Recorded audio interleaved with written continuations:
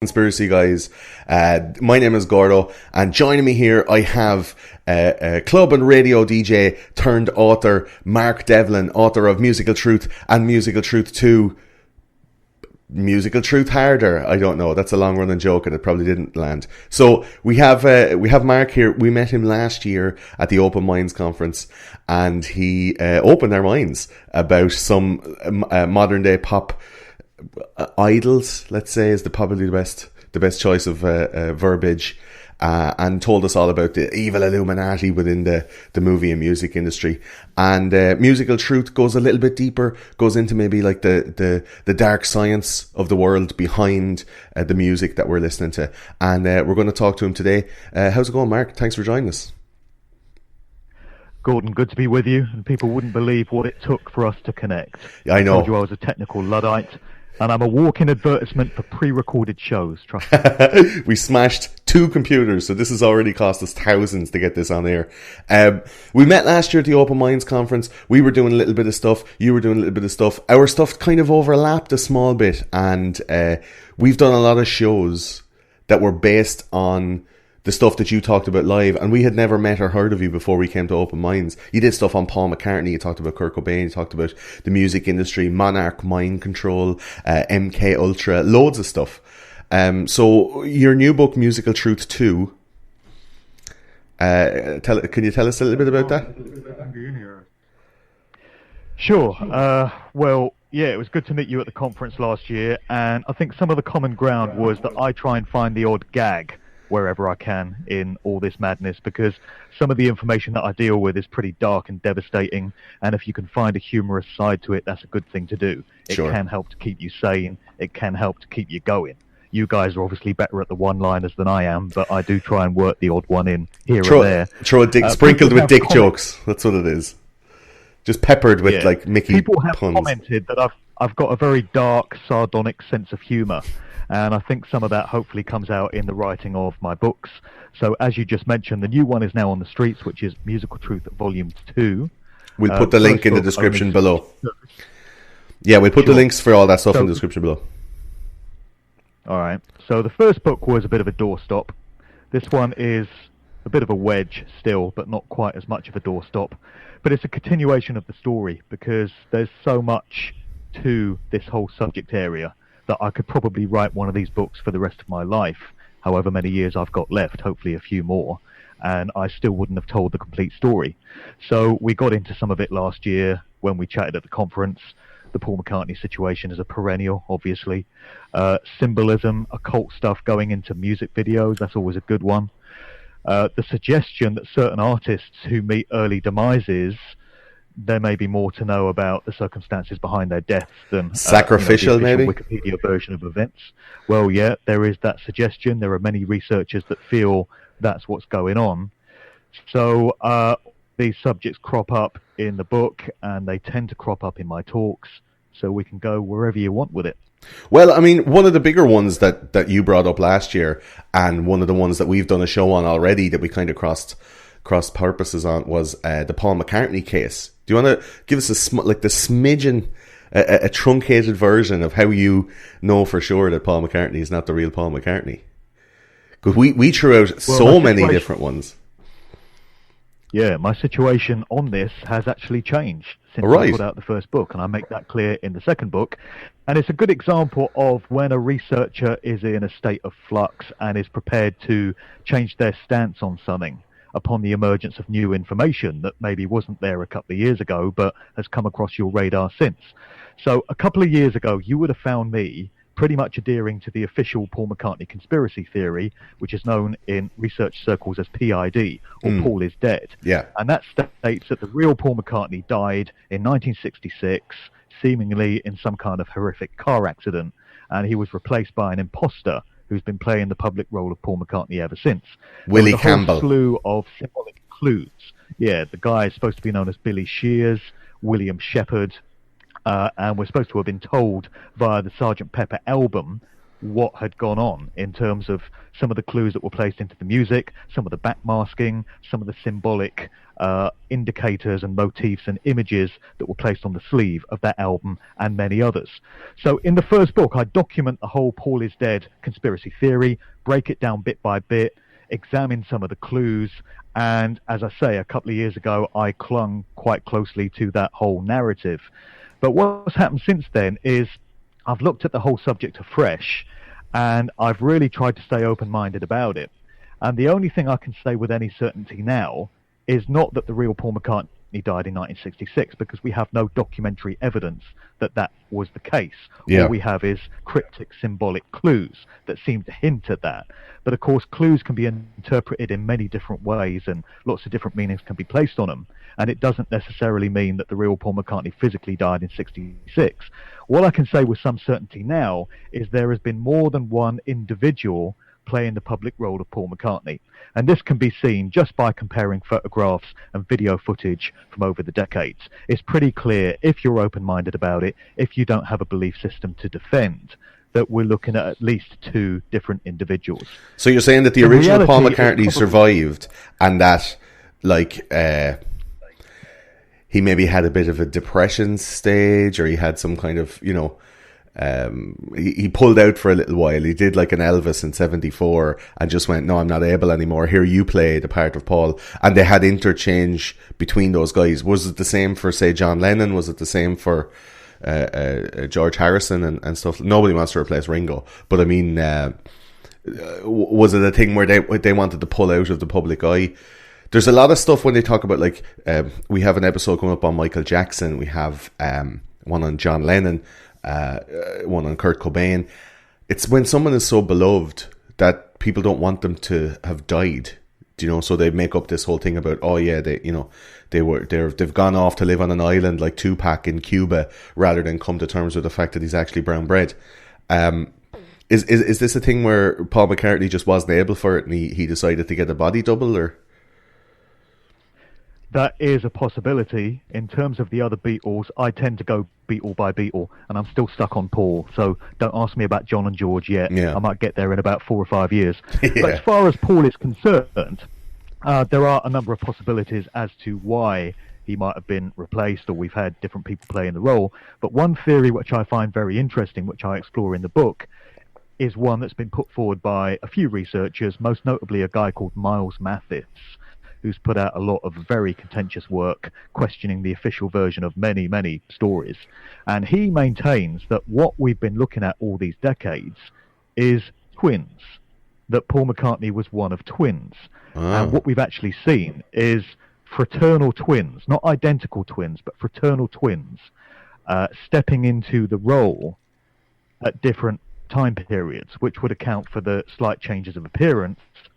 It would also account for the similarity in the voice and the mannerisms and the musical ability if both these individuals came from the same kind of background. So could it be that there's an old man living in the... We have more than one individual.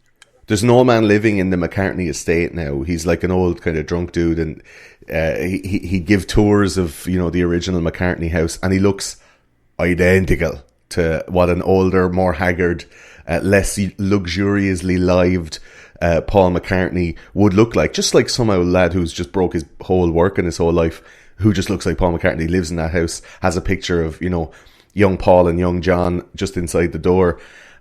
He's always seen drinking a can of cider. Could that be the fraternal twin gone home to the homestead while the real rich Paul McCartney goes out and does all this other stuff? Could that be the fraternal twin? Could that be the other man? Have you seen that? I personally don't buy that theory. That's the guy known as, John Halliday. Yeah, that's the him. Caretaker, the custodian of Paul's childhood. A lot of people have said, oh, he looks just like Paul Wood these days, although most of the videos online are from a few years ago. I don't personally buy that. I think he's just a completely different guy altogether. But we've got this situation with Mind F. I don't know if we can swear on this. Oh, swear away, whatever you like. Yeah, sure. Fuck it. All right, well, I call it the McCartney mindfuck. And it really is a mindfuck when you consider that what we may be looking at today, the old grizzled, wrinkled Paul, may actually be the original guy after all. And maybe the one that we thought of as biological Paul was the other guy playing the role. We really don't know. Like I say, it's so often easier to sum up a situation by saying what it isn't rather than what it is. That's where the conspiracy theory lines blur there, yeah. Is that, yeah, state it in the apathetic. So what I can say is that we've not had one single individual playing the public role of Paul McCartney all these years. It's certainly been more than one, and it's probably the case that there were more than two that have stepped in and out of the roles. There's this idea that we've been looking at some publicity Pauls as well, as they're known, which are temporary stand-ins, doubles, that appear at events or photo shoots or whatever when presumably the main guy is not available for whatever reason. But I think we've been looking at two individuals that have been playing this role publicly through the years. Would you think that there's other celebrities that have that? Over the past, being one of them.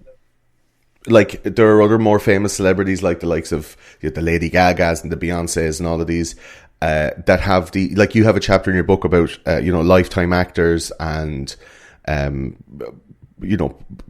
mind control and taking control of these people. Like, there's a whole cloning conspiracy now where they say that, Tila Tequila claims that she was cloned, and keeps on being recloned. Her body is recloned and recloned, and her mind is put into these different bodies.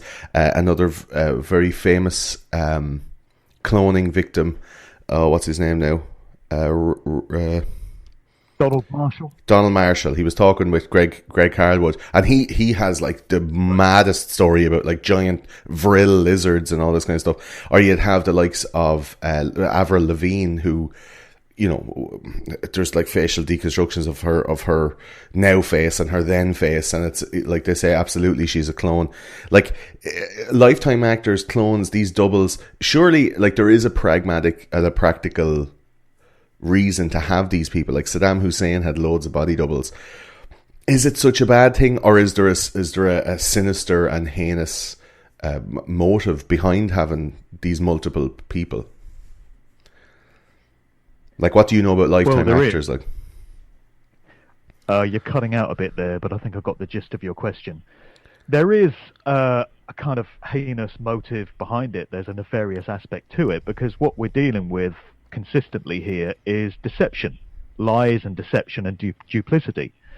Whenever a stunt like this is pulled, it's at the expense of the general public. They're making mugs of us. They're fooling us.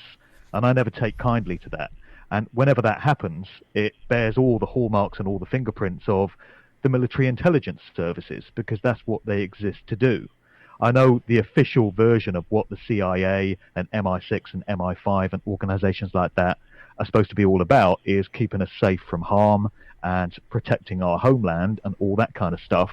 But the truth of the matter is, when you get into lifetime actors and where they come from, what culture creation is, what social engineering is, these are all the products of these organizations and others, such as the Tavistock Institute and the Frankfurt School and the Fabian Society, the Esalen Institute, all these different institutions that specialize in shaping culture. We touched on a couple of those now in the David Icke episode, and he talks a lot about that, like the Fabian Institute, which are like a very right-wing conservative group who are trying to control culture through, I don't know, pop culture, media.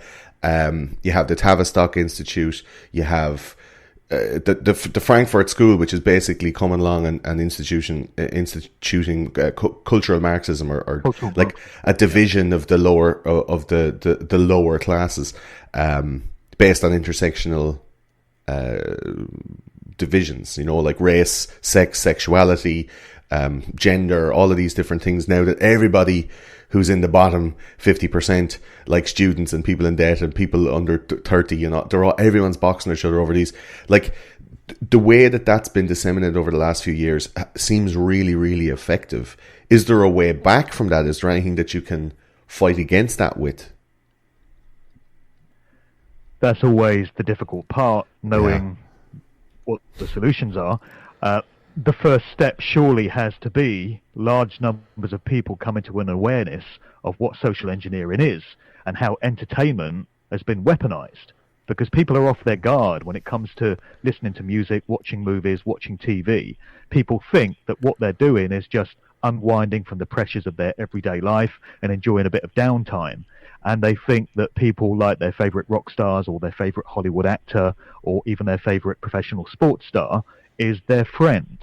Well, celebrities are not your friends.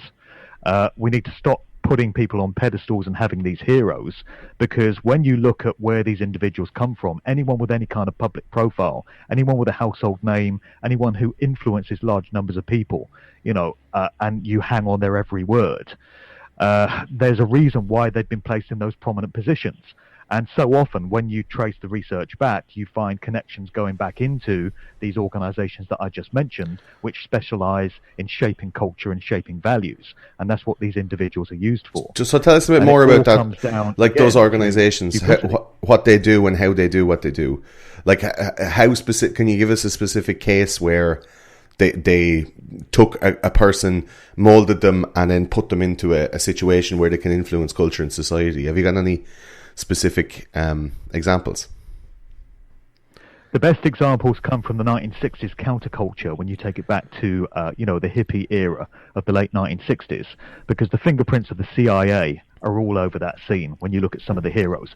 The Grateful Dead were one of the prominent groups that emerged out of the counterculture of the late 1960s out of California. And two of the members of the Grateful Dead have direct connections back to the CIA. Two of the other members have connections into the Bohemian Club, Bohemian Grove, an occult secret society. You have the road manager for the Grateful Dead, Alan Trist, whose father, Eric Trist, was one of the founding members of the Tavistock Institute of Human Relations back over in London. So you have connections all over the place.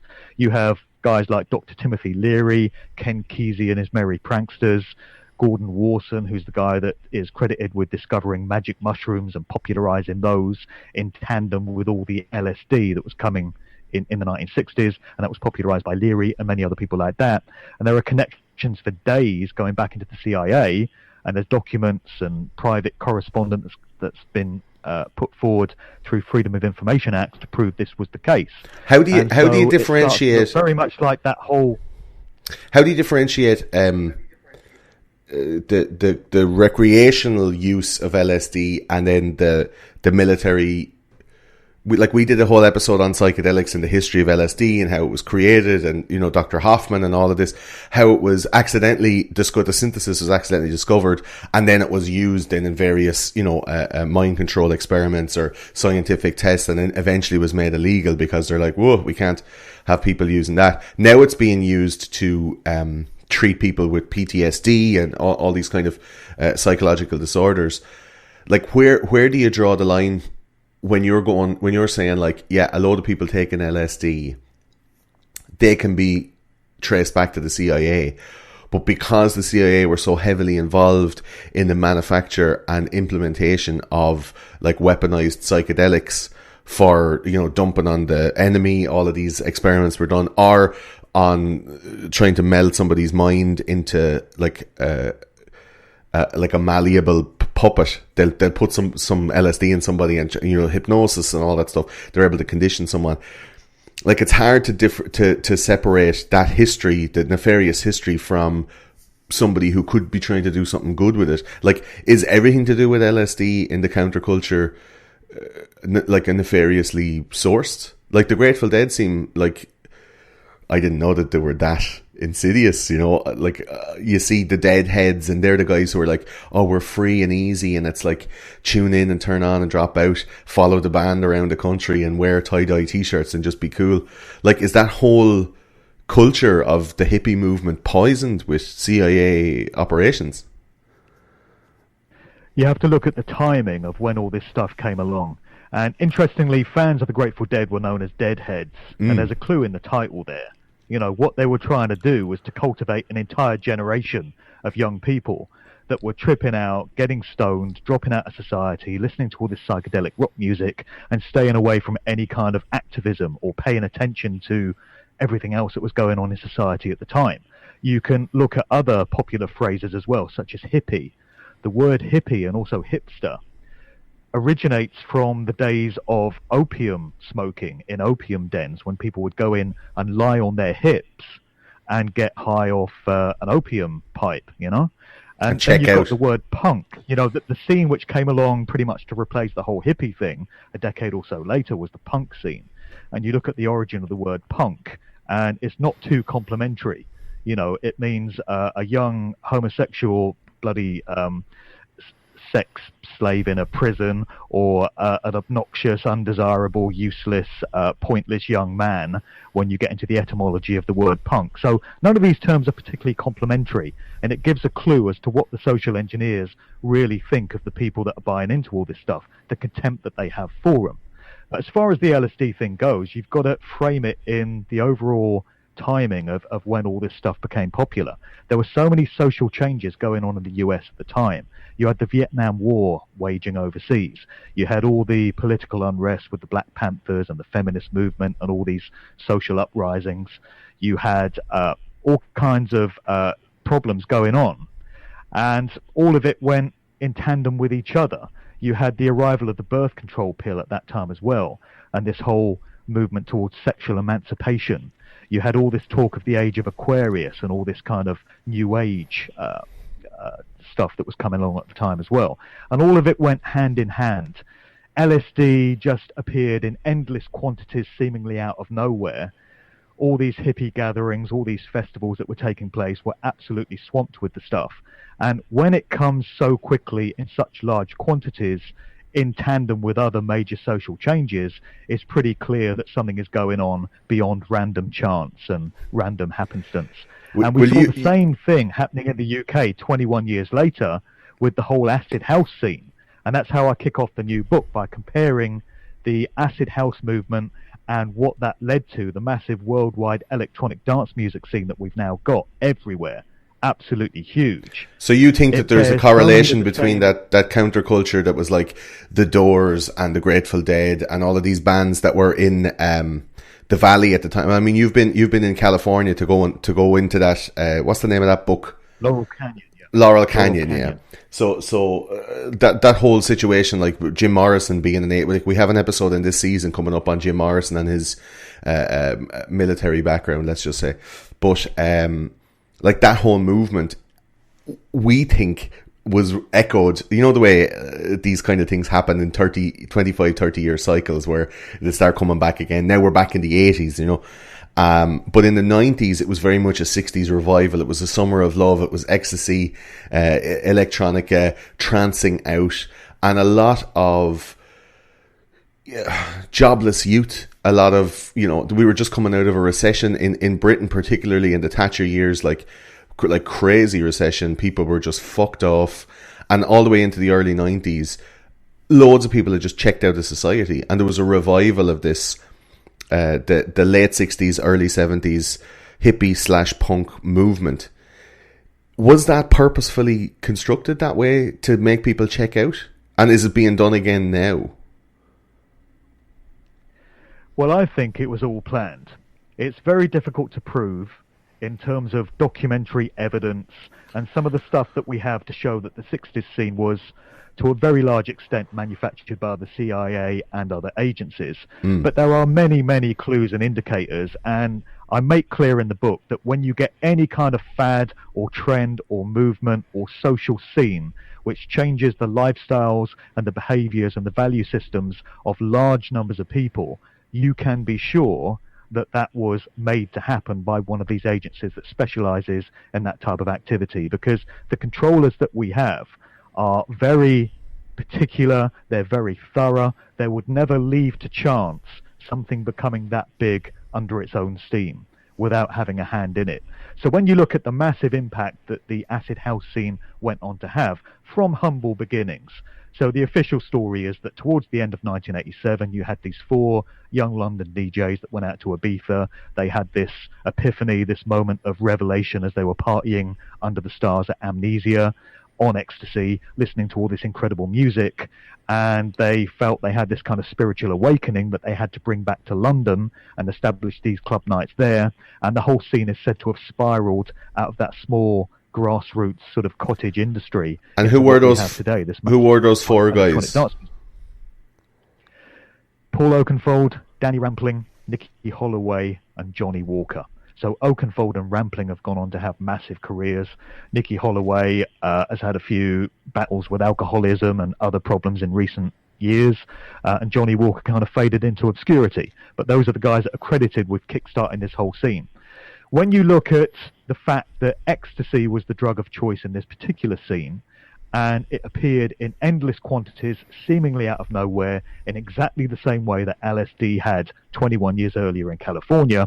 When you look at the fact that the media of the time dubbed 1988 the second summer of love, in a direct throwback to the first summer of love of 1967, when you look at some of the visual motifs and emblems that were used in early acid house flyers and record sleeves and things like that, there are some direct correlations going back to the 60s. One of the motifs that was used by Paul Oakenfold for his club night, Spectrum, the Theatre of Madness, and also on a record sleeve for Jibaro Electra, was a bloodshot eye, a single eye, that was originally used by the Grateful Dead on one of their promotional posters. You've got Dr. Timothy Leary and things like the Prisoner TV series and loads of other cultural throwbacks to the 60s being sampled on early acid house records. You've got phrases like far out man and trippy and things like that, which were popular in the 60s, being regurgitated again in the 80s acid house scene. And for me, there were just too many parallels. And what I think we were witnessing was a rebooting of that whole scene 21 years later on the opposite side of the Atlantic for a new generation, but the tactics were still the same. You had the drugs, you had the new music, you had this massive social movement which changed culture, and the ripples from it are still being felt now 30 years later big time, in the same way as they were from the hippie scene of the 60s.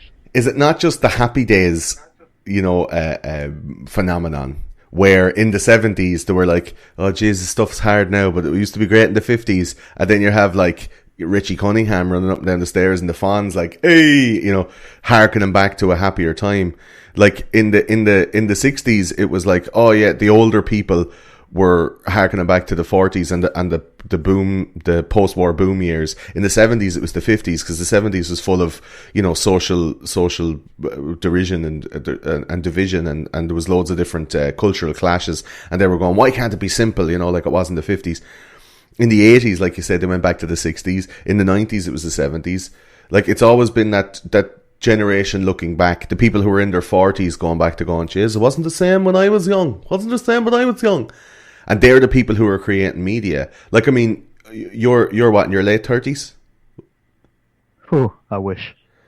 Very kind. Let's say 40s. I won't ask too much. I'm in my mid 30s, and like I'm looking at stuff now, and I'm like having a notion. There's a poster there for the Longitude Festival, I think it is, and I know one person on a poster of 65 people.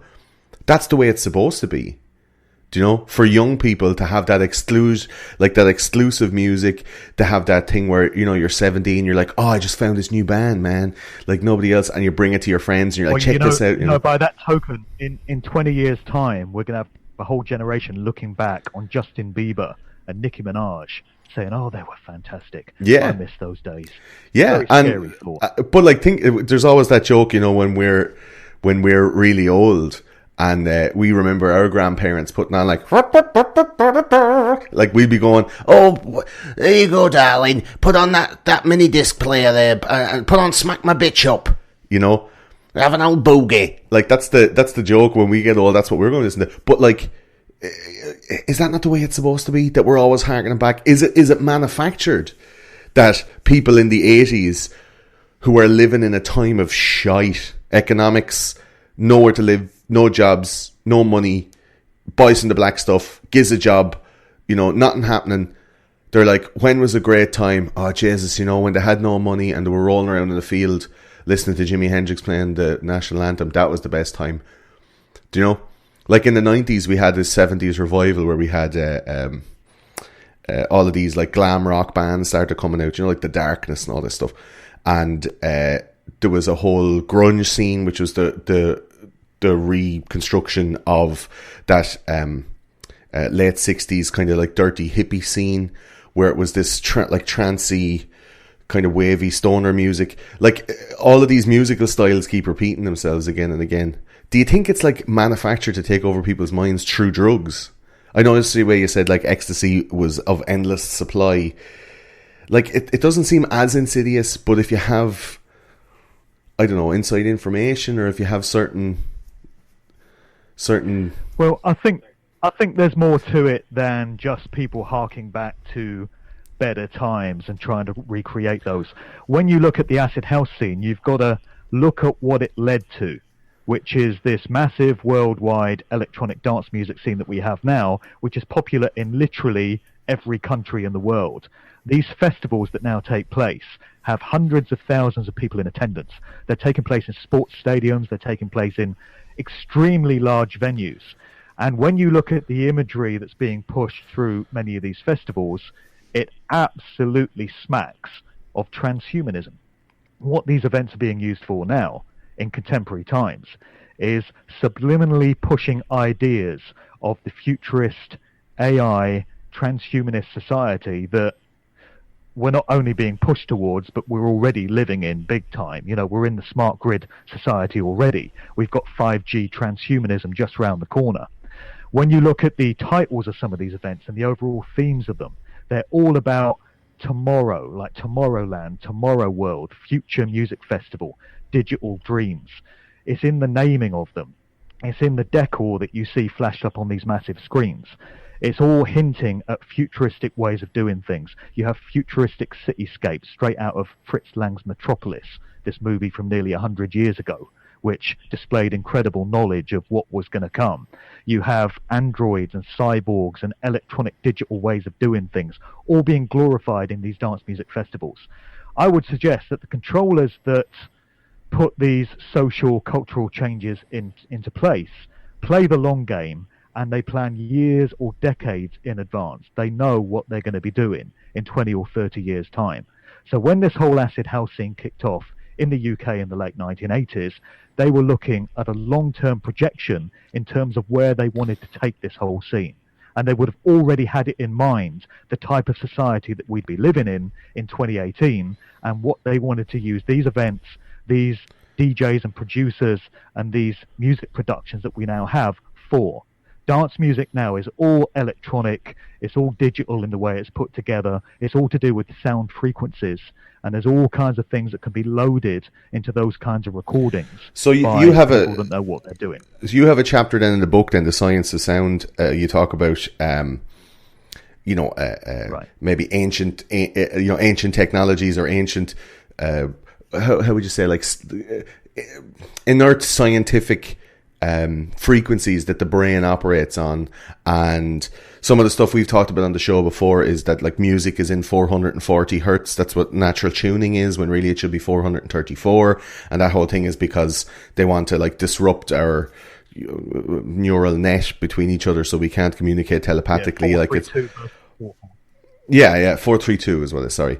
Or we've seen videos, we talked about it in the David Icke episode about the guy, and he gets the slate slab, and then they put sand on it, and then they put a certain they put the certain frequency underneath, and then it changes into like 4 pattern and a 6 and an 8 and a 10 and 12. Like that kind of stuff is alleged to be used during the creation of the pyramids, and it's a science that we've forgotten. Do you think that stuff is being put into that, as well as like binaural beats and like subtle hypnosis and all of these other types of sound sciences? Do you think that's really being put into music?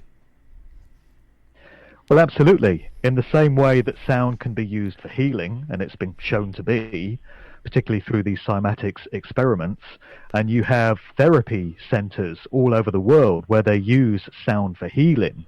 And it's been known to bring people out of persistent comas. It's been known to heal all kinds of neurological diseases because of the way that sound in its harmonic natural state interacts with human brain waves and the functions of the human body. But in the same way that it can be used for very positive, uplifting means, in the hands of someone with malevolent intent, it can also be used to do great harm. And when you're talking about sound frequencies on an unseen level embedded into recordings, you don't know what kind of effect that can be having on the listener on an unseen basis. So when you look at where the dance music scene is now, and all the productions being electronic in nature and sound frequencies being embedded into them, when you combine that with a situation where you've got a large number of people, hundreds of thousands at a time, absorbing all this music whilst under the influence of mind-altering drugs, and in a communal setting where they're all kind of pooling their consciousness, and they're having all this imagery, all these subliminals beamed into their subconscious mind through the decor, willingly, that's flashed up on the screens at these dance festivals. I think that is potentially a pretty dangerous combination. Mind-altering drugs, subliminals, and sound frequencies. If we take the view that those who control these industries do not have humanity's best interests at heart, and that they see the young people that come along to these types of gatherings as lab rats in a massive social experiment, then I think we've got a pretty nefarious situation going on, or potentially so. So who's doing this then? Who is the they that we keep talking about? Is it like, the lizard people? Is it an overarching cabal of Jews? Are we talking about like the Rothschilds? Are we talking about? There's always the spooky dark man in the background, or the Council of 12 who are trying to control everything. Like, there's a lot of people at work there then putting that stuff in. I mean, you're talking about like music producers that aren't that high up, that are allowing these beats and frequencies to be put into this music. There's lads with technology to be able to take those songs apart and find that stuff immediately. If it was in there, maybe it's only broadcast when there's live gigs on, so it's much harder to detect or whatever. But like, who's doing it, and to what end? Is it to control and enslave humanity? And in that case, then it's very akin to the likes of what David Icke is saying, which is there's a force, and we're being moved by that force to act in a way that keeps everyone in a really shit form, and then these invisible beings just feed off our shit form. Like, what's the overarching narrative of controlling the human race? What Icke says is that we're living on a holographic duplication of Earth, and there is a real Earth, and we're on it asleep, and our consciousnesses are being projected here, and they're torturing our consciousnesses here so that they can feed off our fear and sadness. The they being the archons, or the lizard people who live in another dimension. Like, that seems mental to say out loud, but when you put all that stuff together, like, why else would we be going through this whole thing? Like, who's behind it all? In terms of the who that's doing this, it's very difficult to put individual names on it. Yeah. In terms of groups, I don't place a lot of stock in the lizard people Archon thing. That's not where I go at all. A lot of people say it's the Jews, it's the Jesuits, it's the Freemasons, whatever. There may well be some influence from these groups in it. But I think what we're looking at ultimately is organizations such as the ones that I mentioned earlier, the Tavistock Institute, the Esalen Institute, Stanford Research Institute in the States, Harvard and Yale universities, Oxford and Cambridge universities. These types of institutions that specialize in changing culture and changing values, they would be the ones that would have an interest in massive social scenes such as this. There are... As just an experiment on its own? Is it just for an experiment on its own, or is it to an end, though? It would be in conjunction with other changes that are taking place in society. And I think the key to it all that we can see now in 2018 is this massive shift towards the transhumanist future that we're all being pushed towards. So you've got all these changes in technology. You've got everyone with their faces buried in a smartphone. You've got people using technology for everything just to run their lives. You've got people's cars telling them where to go. So people have no navigational skills anymore. They just let the car tell them what to do. You've got apps for goddamn everything in your life. And what they're trying to do is steer humanity towards this new technological age where these controllers, these individuals that are presiding over all these different aspects of everyday human life, are the new gods. They see themselves as gods. They're creating this new reality in which we're all going to be living. and it's their way of sticking up two fingers, really, to the God of creation, the true creator of this realm of existence, and them creating their own version of it and being their own overlords of it. So we're talking about Elon Musk, we're talking about Zuckerberg, Bill Gates, like who are we talking about? Like these Google, Facebook, you know, Musk, Zuckerberg, Gates. Is that who we're talking about? Like these are the technigarchs of our future. They're basically like putting us into a... Some of these names that we know about, such as Elon Musk and Ray Kurzweil and the Bill Gateses of this world, would be involved and would have a part in that overall process. But there are going to be others that keep themselves out of the spotlight. We're not going to know their individual names. But we can see the way that that society has changed so rapidly in just the last 20 years. It's pretty clear that it's a very far-reaching, deeply embedded program. And I think the electronic dance music scene is just one aspect of that. It's playing its part in the overall process of coercing us all towards this nightmarish future. I mean, I'm not someone that is going to go into this with any great enthusiasm. We had a discussion earlier about how I feel my spirit, my soul, is stuck in another age. I'm living 100 years ago or something, because I'm not adapting very well to the technology of the age in which we live.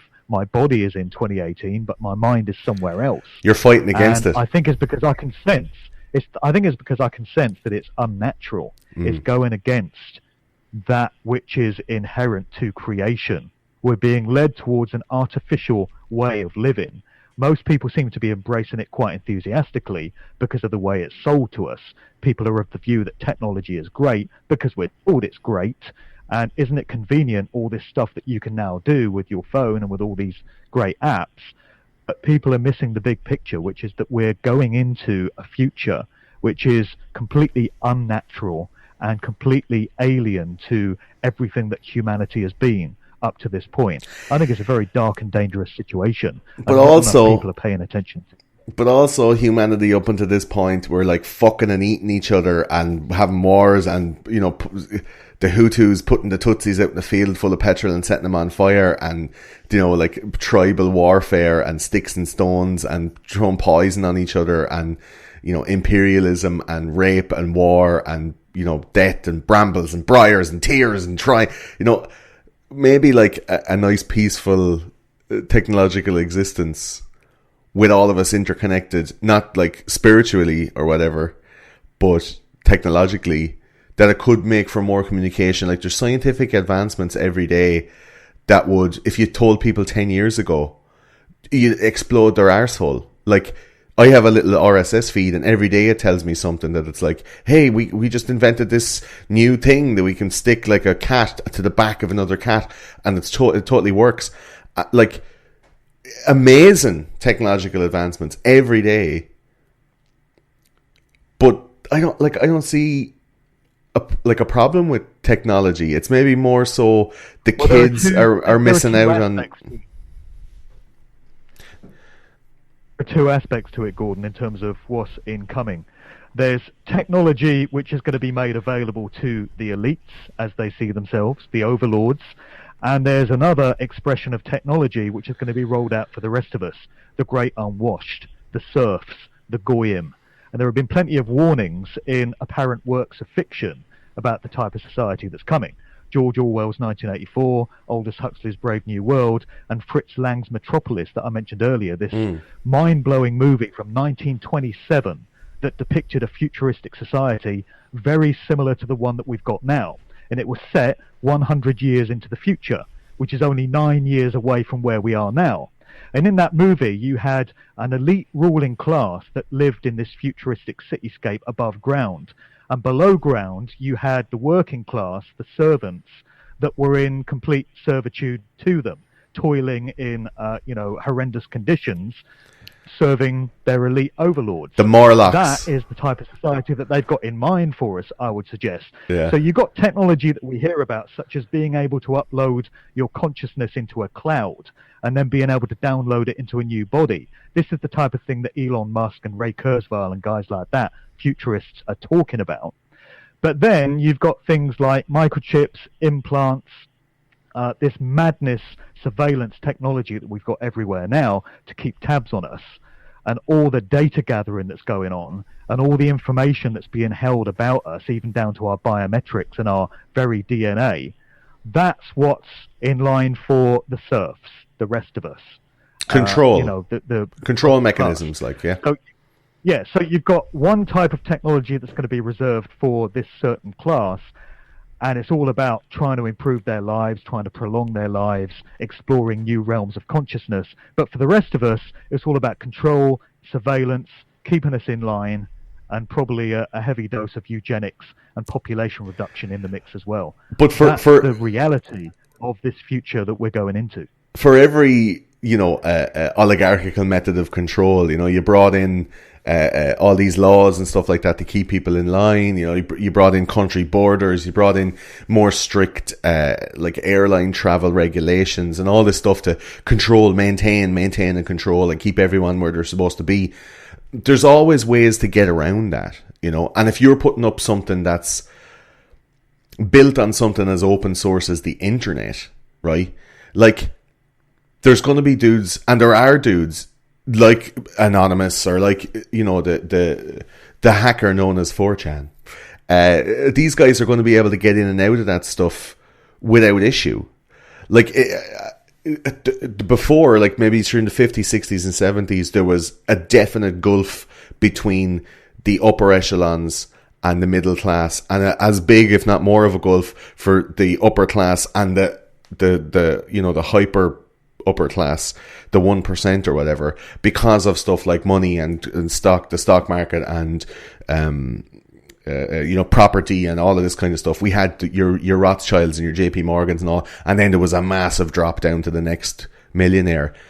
Now that's not so much. You have a dude that could, in the morning, with an upturn in Bitcoin, become like a hyper billionaire and start making some shapes and making some moves. And I don't think, like, having technology the way it is now, it is quite open source. There are bits like net neutrality and stuff where they're trying to pick away at the freedoms and trying to pick away at people's capabilities with the internet. But it is very much still all up for grabs, I can see it being like the rebellion, like in Star Wars or something, where there's a bunch of underground dudes, or like in Demolition Man, where they're all underground, they're all covered in muck and they're working on modems and shit like that. But that is totally possible, right? Like, I don't think they can take over everything with technology. Well, another big concern that I have is the massive amount of electromagnetic pollution and radio waves and microwaves and sound frequencies and signals and all that shit that we're swimming in, this soup of all this stuff that we now have as we going about our daily lives. How many signals and waves do we think are going through our bodies and our brains at any given time? When you consider that you can have, there's mine, I'm still stuck in about 2005 with mine, but that's my contribution to the non-progression of this smart grid society that we're moving towards. But you can put this inside a very heavily padded jacket with all manner of stuff surrounding it, and a phone signal will still get through and make it ring. So if those signals are penetrating a Parker jacket in that way, they must also be penetrating us and our brains and our tissue and our organs in the same way. It's to make us more docile, to control the planet, like that there's an electromagnetic field now around us all. Like, I have like wireless earphones and stuff. Like, all of that stuff, having your phone by your bed, they've conditioned to have your phone by the bed. Scapegoat Pod, which is Luke from the Scapegoat podcast, you want to check it out. He said he heard that a blue light from computers and phones and TVs make people more docile while negatively affecting sleep patterns. And the way you have night mode on the phone now, it takes away all the blue tint and makes it more red to match the sunset, which is the longer red light waves, which makes our brain produce chemicals that induces sleep, whereas the blue light is morning sunlight, which is much a higher frequency light, and that gives us chemicals to keep us awake. Like, do you think all of that stuff is set to fuck our heads up so we're not able to think right and think for ourselves and live the life we should? Well, I'm saying it just can't be a healthy thing. It can't be a healthy thing to be exposed to this number of Wi-Fi signals and mobile phone signals and all the rest of it. We weren't supposed to live this way. Human bodies are not structured to be able to deal with all that stuff. And it's happening on an unseen level, similar to what I mentioned earlier about the sound frequencies going into these recordings. Yeah. It's being absorbed by us, but we're not conscious of the effect that it's having. And it's all part of this unnatural existence that we're being led towards. It's not supposed to live this way. I think there's a lot of warnings coming about 5G. I'm not going into it with any great enthusiasm. I don't hold out any great optimism for where all this is going. Right. I'm just trying to make my own individual contribution towards holding it back in whatever way that I can. And I'm very conscious of the fact that I'm representative of the last generation that remembers more sane ways of doing things. Yeah, I can think back 20, 25 years to how society was. And somehow we managed. Somehow you managed without Facebook. Somehow you got from one end of the day to the other without having your face buried in one of these the whole time. Somehow you managed by picking up a road atlas and working out where you want to go rather than your car telling you. Somehow we got by without all this stuff. Yeah, but it's way easier. More natural way of living. It developed natural skills as well. Yeah, it did. I was listening to Max Egan talking on one of his podcasts recently, and he said something that really made me sit up and take notice. He said, with the fact that we now type everything, we type messages, we type text and all of that, people don't write by hand anymore. And I thought, yeah, actually he's right. And I've noticed that my handwriting has diminished big time in the last few years. Whenever I try and write something now, my handwriting is awful, goddamn terrible, because I'm out of practice, because I don't handwrite stuff anymore. I type stuff. So there's a natural human skill that's been lost in the last few years. There is a spiritual correlation between handwriting and memory, and like if you've heard of sigil magic, that if you're writing stuff down and you're making marks yourself, like making new marks on something, that it's a transference of energy, as well as the muscle memory in moving your fingers and hands, helps that part of the brain to remember that stuff even more. So like kids are in school now and they have iPads, but they're still encouraged to write because they're not remembering the stuff as well, or it's going into a different part of the brain that's not able to be recalled. To move on from that kind of stuff and the transhumanism and anti-futurism, you do also talk a lot about the satanic imagery and symbols in popular music. You sent me over a few pictures. Would you mind if we had a look at them and you could maybe talk us through them and show us what's it like? You do say Satanism is alive and well, satanic imagery, right? Sure. And Satanism is not what people think it is. What is it? You mentioned Satanism to the average member of the public, the average person in the street, and their mind will go to an image of the devil with horns and a pitchfork and fire and all that kind of stuff. The Christian interpretation of the devil personified as Satan or sometimes Lucifer. That's not what it is.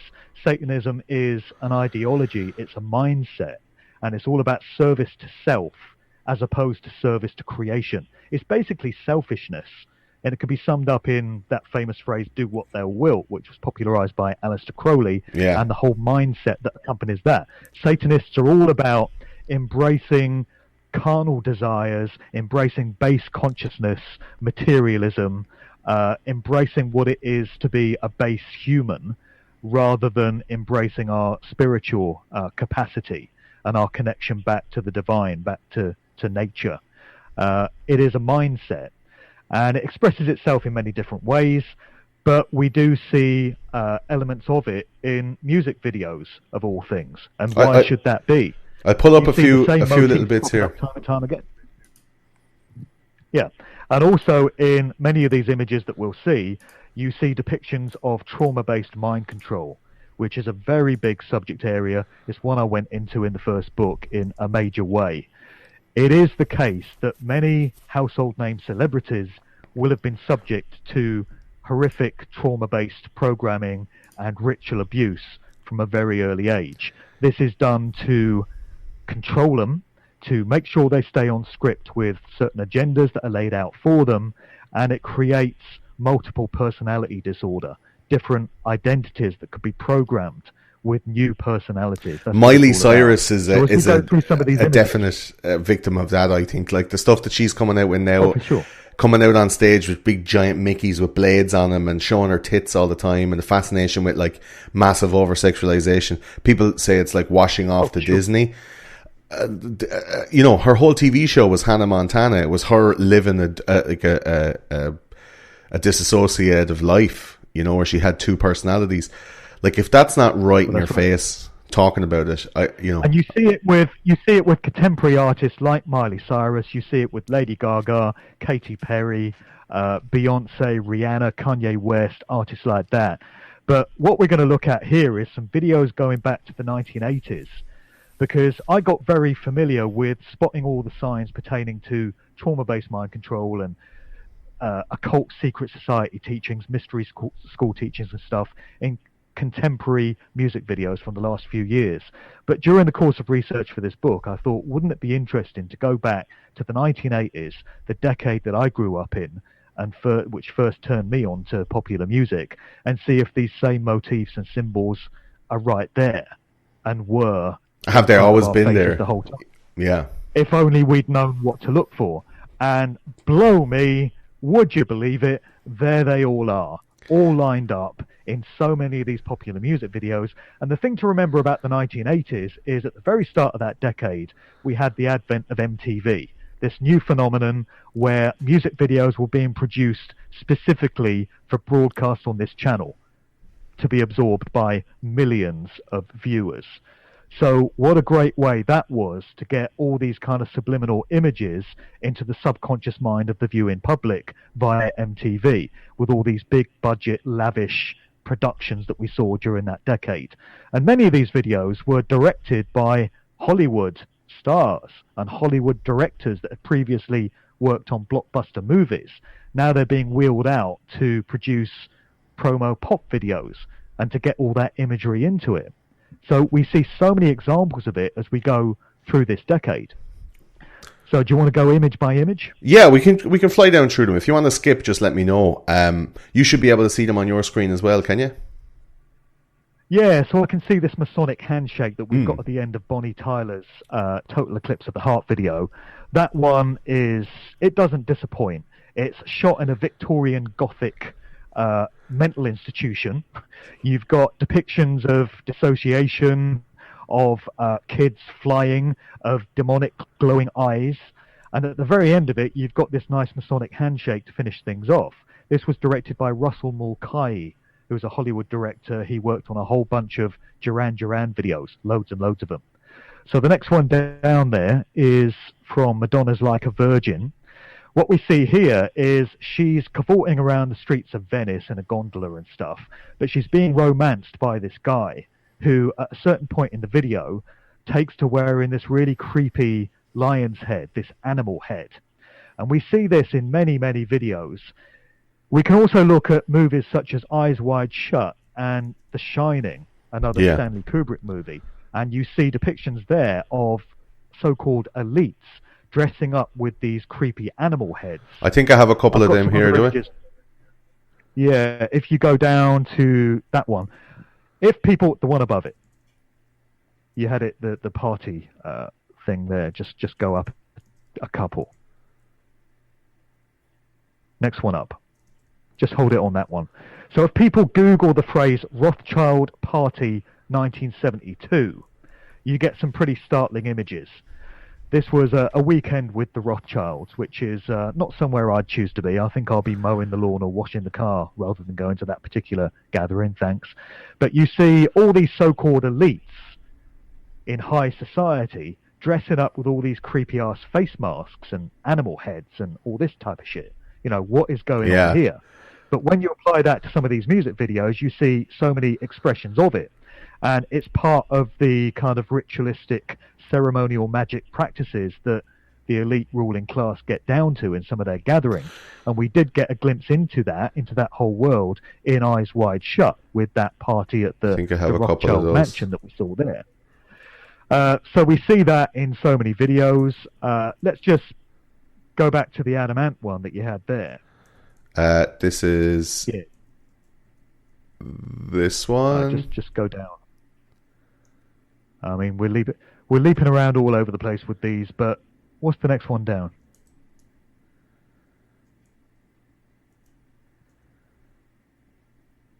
Are you seeing it at the same time as me? From an Adamant video. Yeah, well, I could talk about this one for a minute. This is Thomas Dolby Hyperactive. Is it this one? The one before that. Is that Adamant? The one you had before. Well, let me talk about the Adamant one anyway. Adam and the Ants. Very interesting group to get into.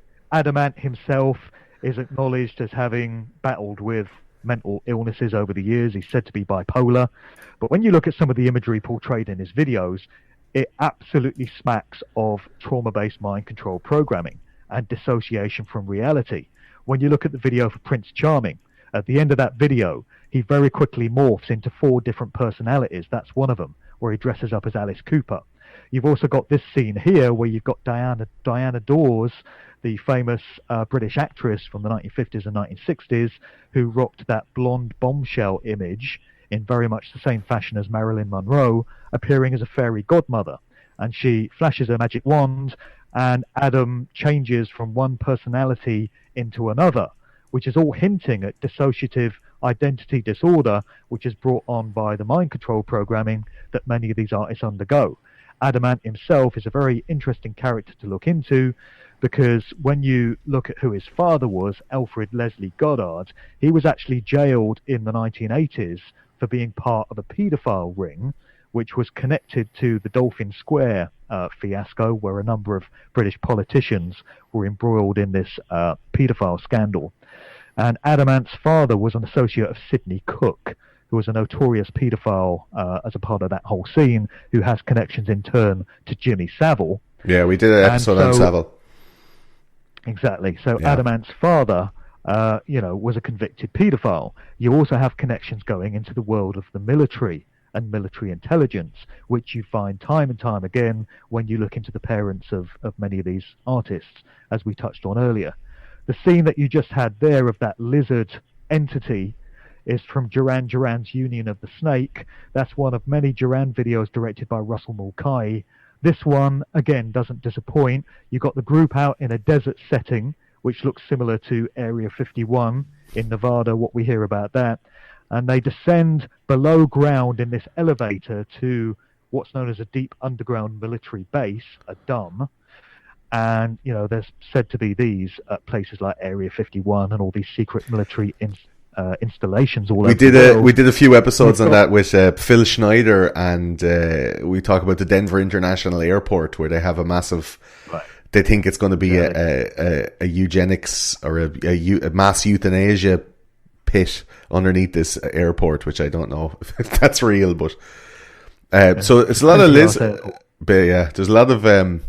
weird imagery on the walls of the airport, but there's a lot of lizard stuff in these music videos. Like, is that just leaning into pop culture?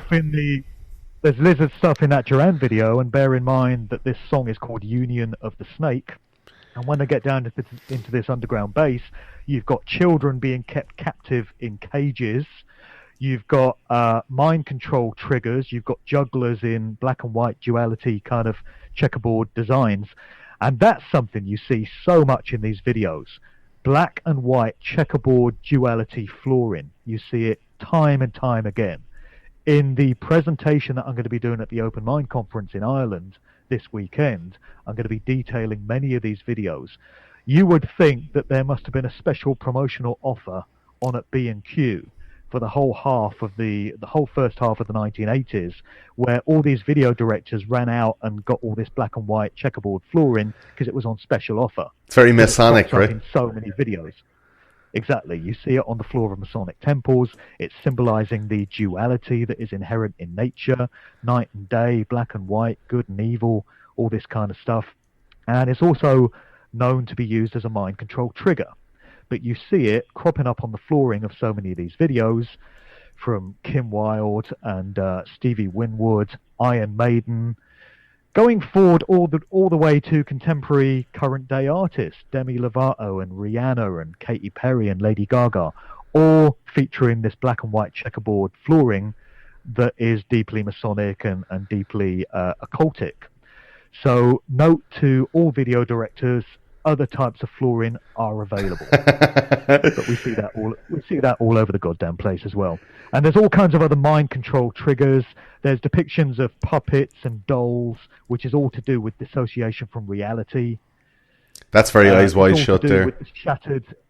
Yeah, that one is from Laura Branigan's Self-Control. That whole video is about the relationship between mind control handlers and their victims. That particular video from 1984 was directed by William Friedkin, who's the Hollywood director that did The Exorcist and many others. We also had Diane Keaton, who was an actress in The Godfather, who directed the video to Belinda Carlisle, Heaven is a Place on Earth. And that's loaded with all kinds of mind control symbolism as well. So there's so many here. There's a lot of this Illuminati stuff coming up. A lot of these like triangles and stuff. Is it not just because like the triangle is a really aesthetically pleasing shape to look at, that it's, you know, symmetrical and it has all of the, you know, maybe it's not that it's Illuminati, or what's happened now is we've jumped the shark with the Illuminati stuff, and that I don't know, like people are putting it in just because it's popular. That like, you know, you have the lads like Jay-Z and all coming out and doing this kind of stuff because people are into it. It's like, oh, we're part of the gang if we throw up the symbols. Like, doing that as well. So I don't know what you were trying to tell us there. See, we were really doing it for the laugh. In what we were down in Cork at the UCC, yeah, exactly. And your man is just like, get it twisted. Your man is like, throw up the triangles. Will get that twisted. So I mean, is it from? Well, the thing about symbols is they're not inherently good or evil in and of themselves. In their base state, they're completely neutral. You can't say a pyramid is evil. It's all to do with the intent of the user and what they've got in mind when they put it out there, and the energy that they imbue it with before they put it out into the public. So again, people need to ask themselves: are the people that are running these industries all nice and cuddly and fluffy, and they just want what's best for us, and they want to help and enrich us in our lives? Or are they out to have a mind-controlling effect on society generally? And when you've done the amount of research that I have, not just into the entertainment industry, but into what this world is really all about, and which organizations are really controlling things, it gives you a slightly different answer to the Wikipedia official version of events. Isn't it so strange, though, that the Illuminati... As you well know, as you've covered yourself in so many shows.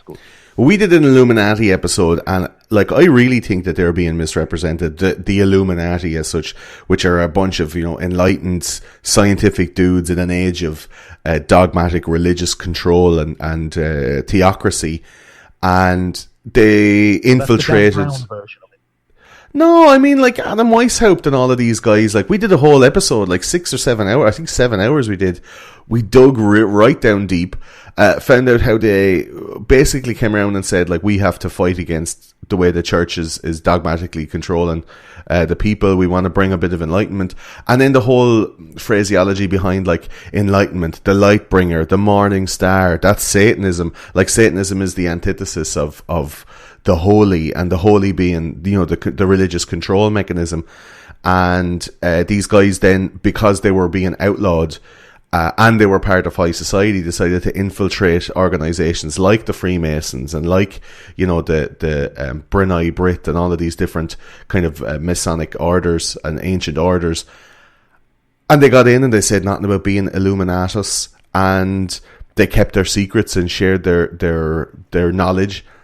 And, like, I don't think Illuminati should be as derogatory a term, the likes of the way you use it, or like David Icke also uses it as, like, the unfaced, you know, dark, shadowy figures that try to control the world with these, like, I don't know, intangible control mechanisms.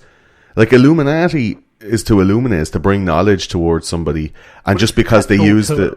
Yeah. Illuminati has come to be used as an umbrella term. It's changed now. Various different societies and various different groups.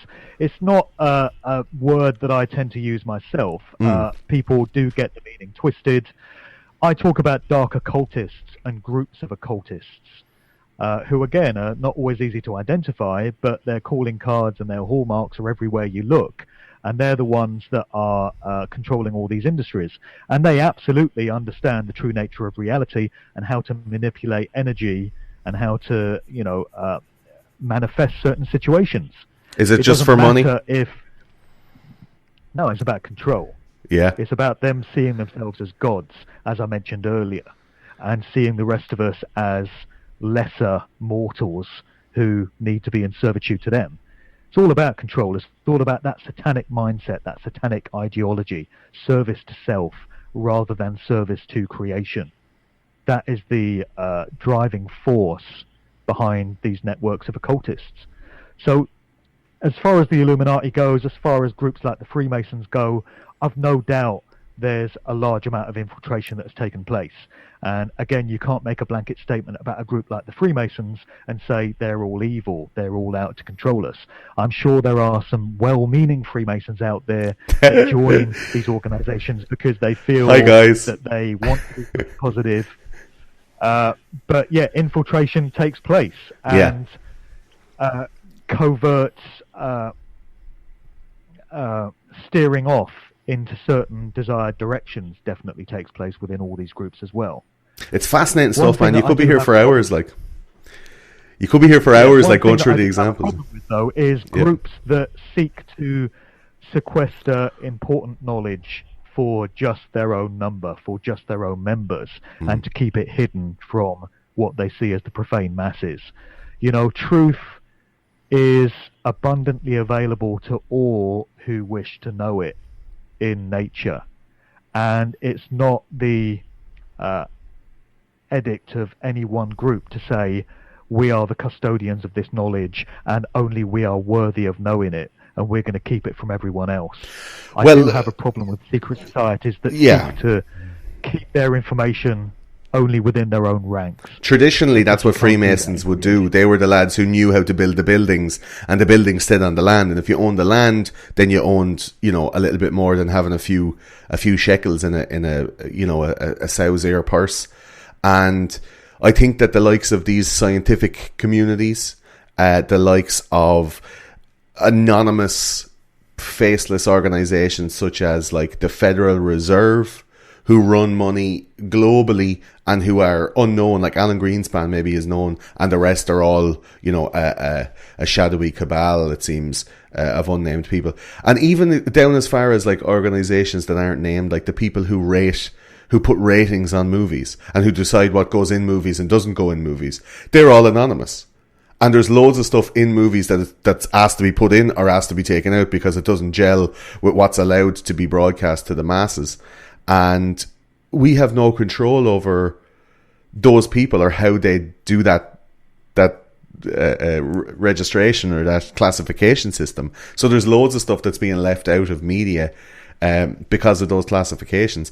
Like, if you're not willing to show your work publicly and have a public face, maybe you shouldn't be taken as legitimately as someone who is willing to put their name beside their work. Would that be something that... Like, you put your name on your book, you are Mark Devlin, you think this stuff. And from your first book to your second book, you've gone, shit, I was fucking maybe wrong about Paul McCartney. Like, don't hang me on my previous work, I always say that in the show. I'm all about transparency like that. I've never used pseudonyms.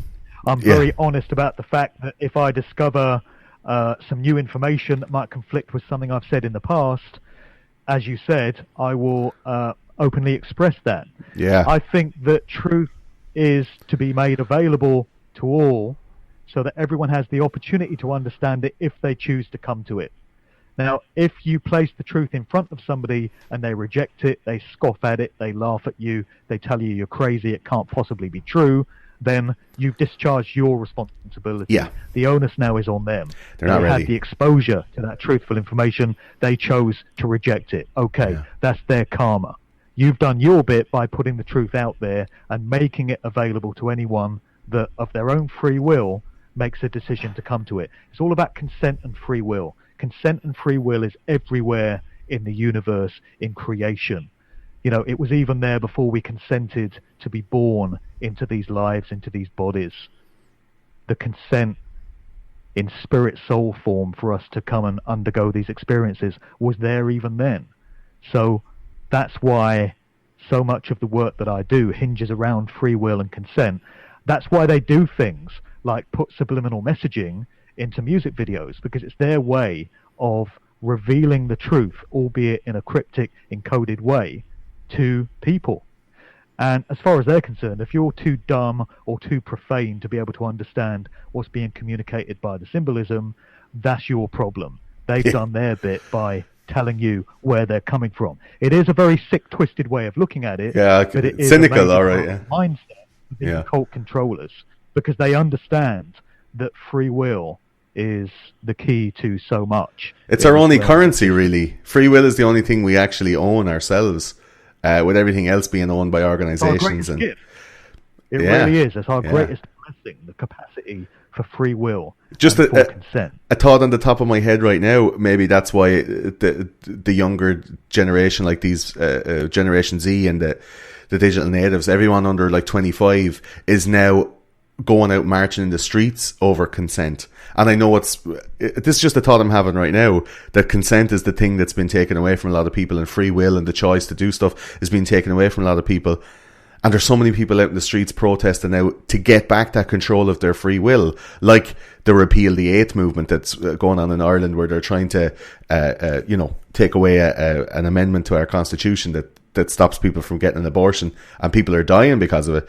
And people protesting in America about consent and rape and, non-wanted sexual contact and all this stuff. Like, it's huge now, because it's not because of, women are just after getting uppity and they're fed up. It's like there's an atmosphere globally that our free will is being taken away, and it's manifesting itself in these conversations around consent and free will, where people are being manipulated in one way or another, and then saying, I'm not going to take it anymore. Maybe is that's just came to me now, that when you're talking about consent and free will, that like there's loads of different types of movements all over the world now that are in the media all the time about consent and free will. It seems... Well, that's where social engineering and cultural creation comes in. You could take it back to what we were talking about earlier, the 1960s, where you had the birth of the feminist movement, spearheaded by Gloria Steinem, who, by the way, was another CIA asset. The female eunuch. To show that she was on the books of the CIA, so that whole movement now has to be called into question in terms of its authenticity or what the overall aims of it were. So people at that time that bought into the feminist movement thought that they were all about equal rights. They thought that they were all about empowering females. But the cynical viewpoint about it is that the whole thing was to get a whole bunch of women into the workplace so that they could be paying taxes and helping to prop up the whole financial system by the additional taxation that would ensue. There's also the aspect of breaking up the traditional family unit. I was just going to say, so you had women wanting to be the equals of their male counterparts, wanting to have high-ranking jobs, high-paid jobs. So they're going into the workplace, they're putting their kids into daycare. They only see their kids at weekends because they're working the whole time. So that traditional bond between mothers and children and that whole family dynamic gets broken, and society gets fractured in that way. And then the kid is raised by media, and you put a screen in front of its face, and it just gets the conditioning at an earlier age. Okay. Yeah, exactly. you could go on about it for hours, man. It's crazy. People adopt these behaviours, and they think that they're doing it through their own free will. What's happening in so many cases is they're being coerced and manipulated into adopting these behaviours, but it's not actually coming from their free will at all. Their free will is being hijacked, and it's being created for them by one of these unseen organisations that specialises in changing culture in this way. So that's another aspect in which this valuable commodity of free will and consent is twisted and distorted so that people think they're making decisions for themselves. Look at the attitudes people have now towards, let's use the LGBT community as an example. I'm not making any kind of judgment on people from this community at all, just to be clear about it. I'm using it as an example of social engineering and how that whole thing gets done. So it's a social crime now to say anything critical about anyone that happens to be homosexual or transgender or from one of those communities. But that wasn't the case 15, 20, 25 years ago. No such provisions were in place in society. Why are they now? Is it the result of the natural progression of people's viewpoints and opinions on these subjects? Tolerances. Or is it as the result of systematic social engineering that has been brought into place in line with, other far-reaching agendas? When people get all upset about, think of these terms that we have, like anti-Semitic. You say anything vaguely critical of anyone who happens to be Jewish or identifies themselves as Jewish, and automatically you get the name tag of anti-Semite leveled at you. You say anything vaguely critical of the official story of 9/11 in certain company, and you'll get labeled a tinfoil hat wearing conspiracy nut job, conspiracy theorist. Where do all these phrases come from? You say something vaguely critical of someone who happens to be homosexual, you're not talking about the fact that they're homosexual, you're talking about some other aspect of their character, but immediately certain parts of society will jump on you and say you're homophobic. You're homophobic for saying that. All these terms that are just invented, and people buy into them, and they don't question where they're coming from. They find themselves using these terms, adopting these attitudes and behaviors, and they don't realize that it's not coming from their free will.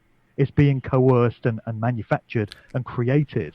Like a manufactured moral currency where you have to stay in the black or else you'll lose your job, or someone will out you on Twitter and say that you've said such and such a thing. People are afraid now to question a lot of people, and it does seem like a system of control, a control of thought. Free expression is being stifled, definitely. Yeah. We could talk about it for hours, Mark, but we've run out of time. You're going to be talking about an awful lot of that stuff and more this weekend in Waterford in Dooley's Hotel at the Open Minds Conference. Is that right? Well, that's right, yeah. I'm hearing horror stories about the weather in Ireland, but I'm Will sure be a lot of that grand. is hype. Yeah. It's just a bit of mainstream media. It's just a bit of frozen water, like it's fucking grand. Do you know what I mean? People are going to get there. Buses and trains are, as of now, running. Like everything's cool. But you'll be on which day? Saturday or Sunday? Well, I'm on Sunday, so I'm going to be there the whole weekend. Okay. I'm arriving on Friday. I'm going to stay until Monday morning. Yeah. My talk is on Sunday, and it's just been extended. One of the other speakers can't make it, apparently. So Trevor, the organizer, has very graciously given me 2 hours. So I'm going to be speaking from 10 in the morning till midday on Sunday, presenting aspects of this book, Musical Truth 2. I'm going to be getting into a lot of the video symbolism that we touched on earlier. I'm going to be getting into some aspects of the deaths of Prince and George Michael, because there's all kinds of apparent predictive programming. Yeah. In both cases. We found a lot of that with Michael Jackson as well. We just did an episode on Michael Jackson, and very similar to Prince's death. Like, it was serious. For sure. So I'm getting into all of that. I'm getting into some of the stuff that we mentioned earlier about the acid house scene, the electronic dance music scene, and the big social changes that led to. So I've got a good 2 hours to unpack a lot of this information. I'll be going into detail about it. I've got lots of visuals, lots of slides that really bring the whole subject to life. Lovely. So for anyone that's going to be there, Dooley's Hotel, Waterford, it's going to be an incredible weekend. Loads of speakers on the bill. 2nd, 3rd and 4th of March. And I'll put the link for the tickets in the description below. I'll also be sharing it on social media. Or you could go to openmindsconference.com and check out the tickets there. You can buy a ticket for the weekend. I don't know what the price is right now. You can check it on the website. Or you can just even do it for one day if you want to come down for the Saturday. It starts early in the morning. Friday, I think it starts at 1:45. Saturday starts at 10 a.m. and Sunday the same, 10 a.m. When are you on, man? When do you talk? I'm on just after lunch on Saturday. And I'm going to be talking for an hour on conspiracy theory and why why people think it's so crazy. Trying to find out, is the truth we think we know what we really know? Why do we believe it? Why do we believe in that more than what's in front of our eyes? And is there a comfort in, believing in aliens and lizards and stuff like that rather than dealing with life? So it's Well, you're the man for the job. Yeah, I've been through it. I've been through the ringer, with a head full of hash and a heart full of sorrow and a mind full of dreams. But it's it's a really good experience to be down there, isn't it? It's a really good experience to be in that place, though. There's so many people, that are milling around the hotel. Everyone's up for a conversation. It's like a kind of a festival where you're not out in the muck and everyone's not fucking bananas smashed out of their heads on drugs, and they're willing to have these conversations, and they're learned and like expert in their field. Like there's authors and speakers and scientists, and there's like Garda whistleblowers. The really strange thing for me is that a few years ago, I would have got excited about going to a dance music festival or a soul weekend, a music event, going to see a whole bunch of DJs, going to listen to a whole bunch of live music performances. And here I am in 2018. Now I get excited about going to truth conferences. I get excited about listening to speakers, getting into all manner of alternative subjects. Yeah. And that's where my life is at. And I would never have believed that it would have panned out in this way. But here I am. Life is a very strange thing sometimes. That's what you were looking for years ago too, Mark, getting mashed and talking cod shite with some lad at the back of a thing, But I let you go. You have life to live and a snowy journey to prepare for. So like I said, Open Minds Conference. You can go and see Mark on Sunday morning. I'm on Saturday afternoon if you want to stall down. And the tickets will be available in the link below. This has been Those Conspiracy Guys. If you like what you see, subscribe. We do these live chats often. You can join in and leave comments, as you can see here on the right-hand side. And thanks very much to Mark Devlin. I'll see you on Sunday. We might do another video chat when I have cameras and all that stuff down in Waterford. But thanks very much for joining me, man. No worries, brother. See you at the weekend. See you at the weekend. All right, thanks everybody. This has been Those Conspiracy Guys. My name is Gordo. That's been Mark. See you next time.